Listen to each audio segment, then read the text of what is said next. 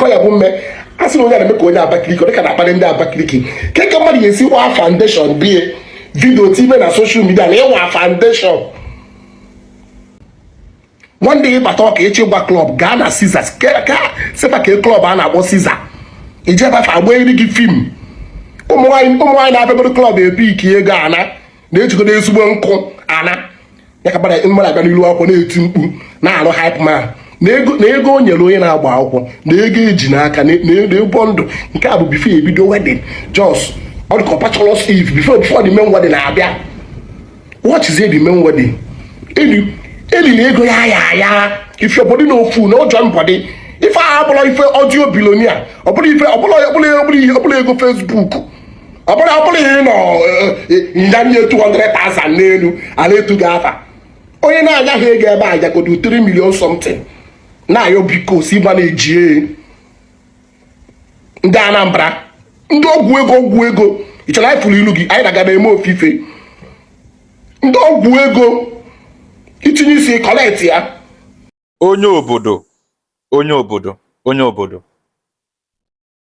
kedu ife o ji bụrụ na onwere mgbe ọbụla ị na-ekwu okwu na ka ị hapụ ikwu okwu ule aka gị wee gbuo onwe gị egbe n'ụkwụ? Amaghị m onye gị na-akọ ọnụ a ị nwere ichupụta akụ Zion o ị nweghị ichupụta akụ Zion o onweghị gosi gbasalụ m mana nke m ji wee bụrụ onye Igbo kedu ife o ji bụrụ na most of you enweghị ike ikwu okwu wit onye Ebonyi steeti maọbụ nwee issue wit onye Ebonyi steeti unu hapụ ịkọtọ Ebonyi maọbụ kọtọ Abakaliki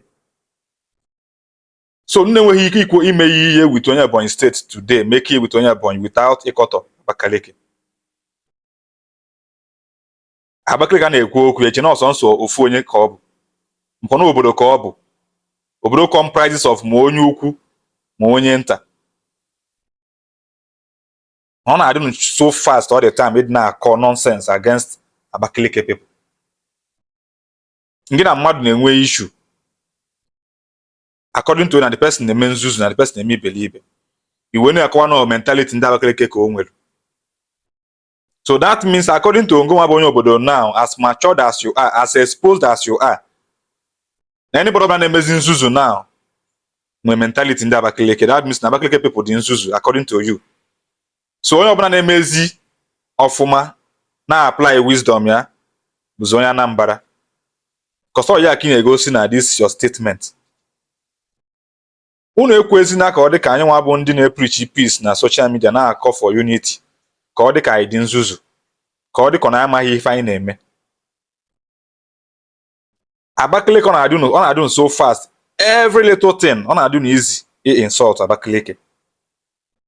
Ọ bụ na ị nwee issue with onye si Ebonyi steeti address ya the person, cut all the person, kpọọ the person, chọrọ ịkpọ the person, but stop insulting the state the person is. Stop insulting Abakaliki. Because Abakaliki enwe today enwe ndị professors, nwee doctors, nwee billionaires, nwee millionaires, nwee ndị ọ bụ na fabọpụ asọ today na gị bụ onye obodo awọ ọtụghọ asọ fabọpụ naanị. But ọ na-adụ n'izu all the time because of social media adịgo ịbata kamera okwu ọbụla dị mma ị chọghị ịma ma ị na-ekwu maka onwe ndị ọ na-insult ị chọghị ịma.